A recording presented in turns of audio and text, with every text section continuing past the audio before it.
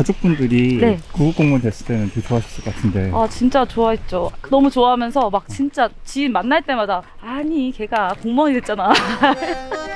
공무원 생활하실 때 월급이 얼마 아 정도? 진짜 월급이 진짜로 170이었어요. 진짜로. 판매하시는 상품을 좀 여쭤봐도 돼요? 저기 태양열 가로등 네. 저런 것도 팔았죠. 이런 뭐예요? 벤치 있죠. 벤치도 많이 팔았어요. 여기 진짜 공원에 있는 거 대부분이 저희가 팔 수 있는. 지금 벌써 출고 완료 5,400건. 그냥 8시간이고 뭐 10시간이고 계속 앉아있던 것 같아요. 자는 시간 빼고는. 제가 뭐 뛰어난 능력이 있는 것도 아니고 그냥 오래 앉아있는 것밖에 없다, 내 능력은.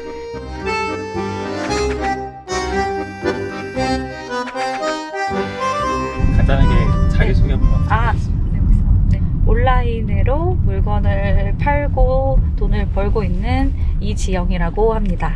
온라인으로 물건 파는 방법은 되게 여러 가지 있잖아요. 네. 그 중에서 재고 없이 해서 좋은 중국 구매 대행을 좀 위주로 하고 있어요. 이제 2년 거의 다 돼가는 것 같아요.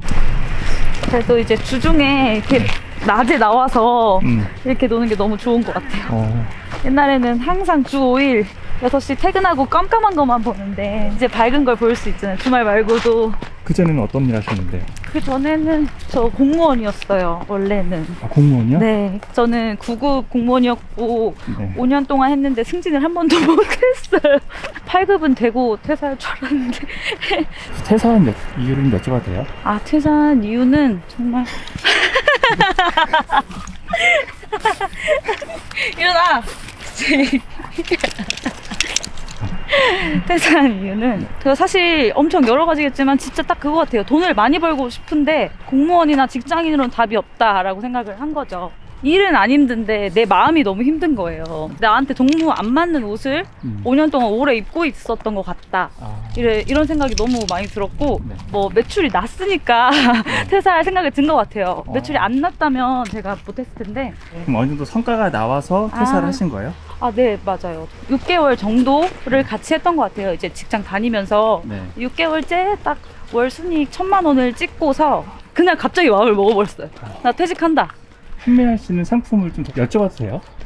저거 태양열 그런 거거든요. 저기 태양열 가로등. 저런 것도 팔았죠. 아, 구매 대행으로요? 네, 태양열 가로등이라고. 아, 이런 전부 때도 같이요? 네. 집에서 쓰는 거 같은 거는 이거보다 좀 작거든요. 이런 벤치 있죠. 벤치도 많이 팔았어요. 구매 대행으로 이렇게 부피 큰 걸 팔아요? 네. 네. 무조건 부피 큰 거 해야 된다 생각해요. 아니면은 다 한국에 있는 상품들인데 굳이 사입하기 좋은 상품들인데 굳이 그런 걸 안 할 테니까 약간 이런 큰 걸 해야 된다 이렇게 생각합니다. 여기 진짜 공원에 있는 거 대부분이 저희가 팔면 좋은 거라고 보시면 돼요. 여기서 보이면서 다 소싱한 이것도 이거 뭐야? 이게 펜스. 예. 제가 메쉬 펜스라는 이름으로 이거가 진짜 잘 나갔었어요. 이거를 하나만 절대 안 사거든요. 네. 엄청 막 20개 30개 이렇게 사요. 아, 펜스를요? 네. 그래서 이걸로 돈 많이 벌었어요. 진짜요? 이런 상품들은 어떻게 생각해내요? 사실 저는 생각이라기보다 저는 다 데이터에 의존해요. 데이터요? 네, 저는 상상력이 없어서 사실 다 데이터에 의존하는 그렇게 했습니다.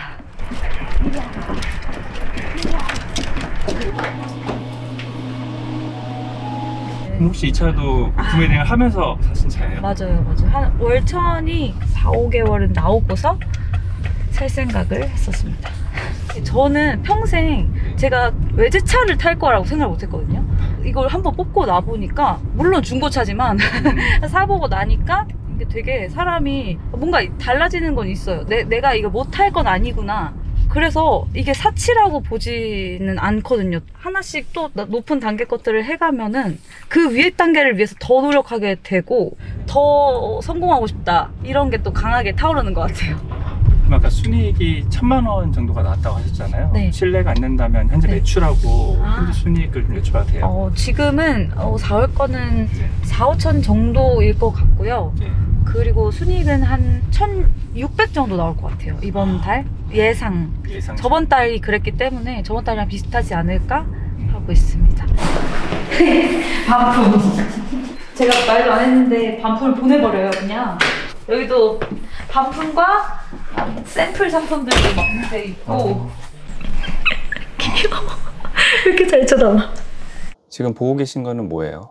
이거 어제 알리익스프레스 그거 국내 진출 그거 관련해서 기사 보고 있었네요. 저도 봤었거든요. 이런 해외 대형 플랫폼들이 이제 국내 진출들 하잖아요. 네. 이미 뭐 11번 같은 경우는 아마존도 있고 그렇게 되면 점점 이제 구매 대행이라는 사업에 좀 메리트가 좀 떨어지는 거 아닌가요? 옛날에 쿠팡 로켓 찍고 들어왔을 때도 그런 말이 나왔었고 구매 대행 이제 망했다. 그리고 11번가 아까 말씀하신 것처럼 아마존 들어올 때도 그랬고 이번에도 그러는데 알리익스프레스가 중점적으로 더 늘리려고 하는 마케팅 이런 게 젊은 사람들이나 아니면 그 생활용품들 있죠. 그런 것들을 좀 늘리려고 해요. 조그마한 상품들밖에 없거든요, 알리는. 네네. 큰 상품들을 못 팔기 때문에 그래서 제가 하고 있는 구매 대행은 아무 타격이 없을 거라고 생각해요.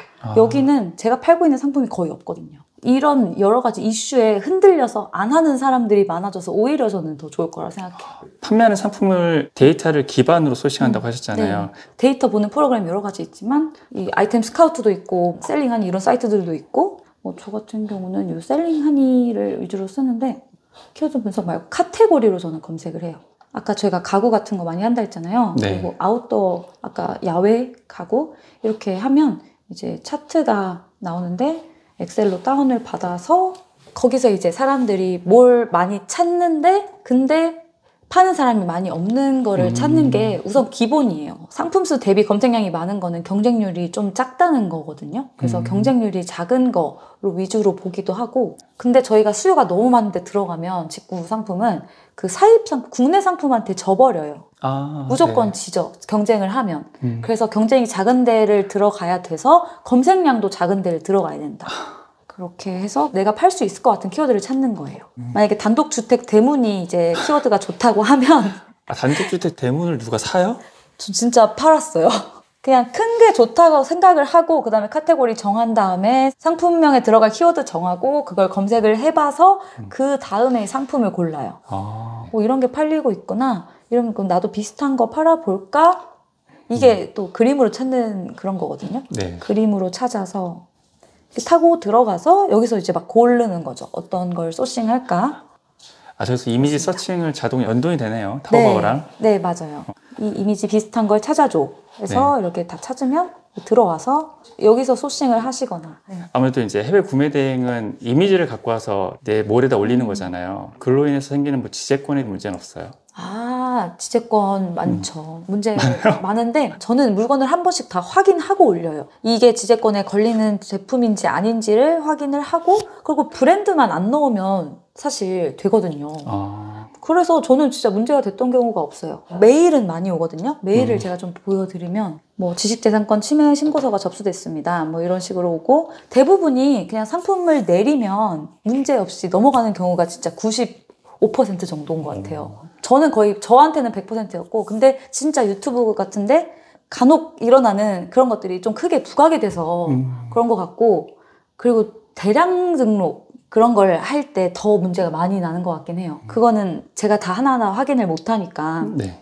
듣다 보니까 되게 다양한 상품들을 파시잖아요. 생각지 못했던 상품들을 파시니까 뭐 이런 것까지 팔아봤다 하는 상품들이 있을까요? 진짜 많은데 이게 비닐하우스 파이프인데 실물이 어떤지 사진을 이렇게 찍어주거든요. 배대지에서. 네.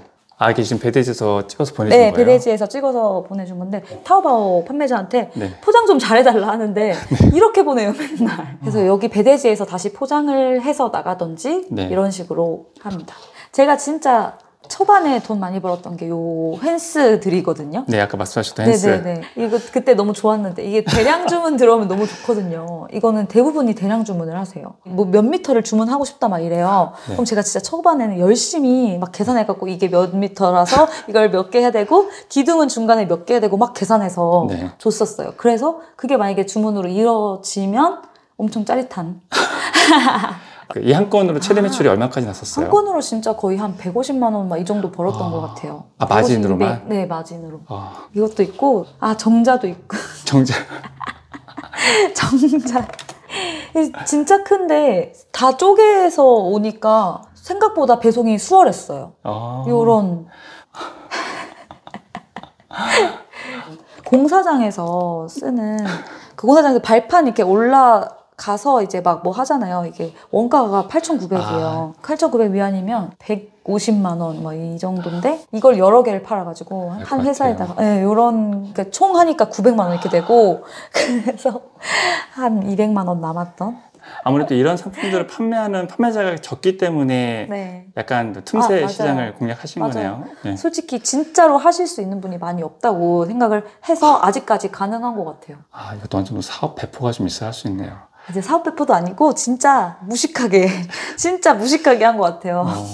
이게 진짜 자기가 좀 핸들링하기가 무서워서 그렇지 네. 한두 번 해보고 역마진도 맞고 배송비가 막 갑자기 제가 생각한 것보다 많이 나올 때도 있고 그렇거든요. 그런 것도 해보고 하면서 이제 좀 크는 거지 사람들이 근데 무서워서 못 하세요. 근데 당연히 사업이 아예 리스크가 없을 수가 없잖아요. 그러니까 현관에 있던 반품처럼 단가가 있거나 부피가 있는 상품들의 반품이 들어오면 리스크가 좀 크겠네요. 아 진짜 맞아요. 제가 그래서 받았던 게 그 카누베 제가 카누베를 집에 받았었거든요. 그 영상인데 제가 어떤 상품인지 보여드릴게요. 네. 그게 생각보다 진짜 너무 크더라고요. 그래서 아예 저희 현관에도 못 들어와가지고 그래서 그냥 저기 집 앞에서 어떻게 하지 하다가 그냥 바로 쓰레기장으로 갖고 가서 버리셨어요? 버렸어요. 통관되고 있는 중에 취소를 하신 거예요. 네. 그래가지고 거기에 계속 묶여있다가 이거 빨리 찾아가라 이렇게 연락이 와가지고 네. 관세 내고 착불 비용도 있거든요. 큰 네. 상품은 그것도 네. 6만 원 내고 쓰레기 버리는 비용도 10,000원.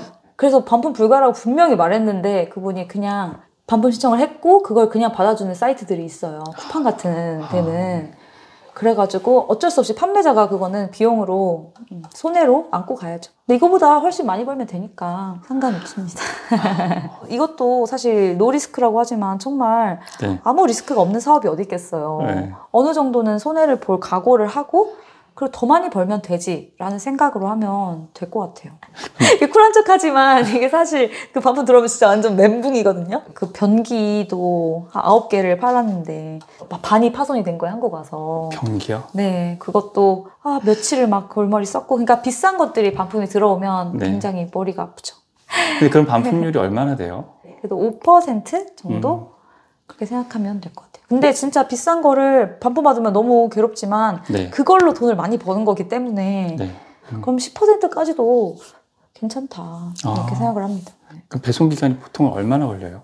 진짜 평균 2주. 조그만한 거는 10일, 조금 빨라서 10일 걸릴 때도 있고 더 큰 거는 좀 넉넉하게 보셔야 돼요. 한 3주. 통관이랑 이런 데 오래 걸리기 때문에 그래서 넉넉하게 안내를 해주고 기간을 못 맞췄다고 취소를 하는 거는 반품 뭐 사유가 안 된다. 무료 반품 사유가 안 된다. 이런 식으로 좀 미리미리 사전 대응을 해놔요. 그래서 좀 사전에 방지를 많이 해놓아가지고 반품률이 요즘엔 더 떨어진 것 같아요.